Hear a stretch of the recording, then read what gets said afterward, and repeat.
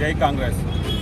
ఈరోజు ఏదైతే ధర్నా చేపట్టినామో బీసీలకు ఖచ్చితంగా రిజర్వేషన్ కల్పించాలని మా సీఎం గారు రేవంత్ రెడ్డి గారు ఎంతో ప్రయత్నం చేసినా కానీ బీజేపీ కానీ బీఆర్ఎస్ కానీ కొన్ని సపోర్ట్ చేయకుండా కపట ప్రేమ, బీసీల మీద కపట ప్రేమ చూపిస్తూ ఎన్నో నాటకాలకు తెరదీస్తూ బీసీలకు రిజర్వేషన్ కల్పించాలనే ఉద్దేశం లేకుండా వాళ్ళు ఏదేదో ప్రయత్నాలు చేసి ఆపాలనే దురుద్దేశంతో కేంద్రంలో వాళ్ళ ప్రభుత్వం ఉన్నా కానీ బీసీలకు 42% రిజర్వేషన్ కల్పించకుండా బీజేపీ గవర్నమెంట్ ఎన్నో ఆటంకాలు సృష్టిస్తుంది.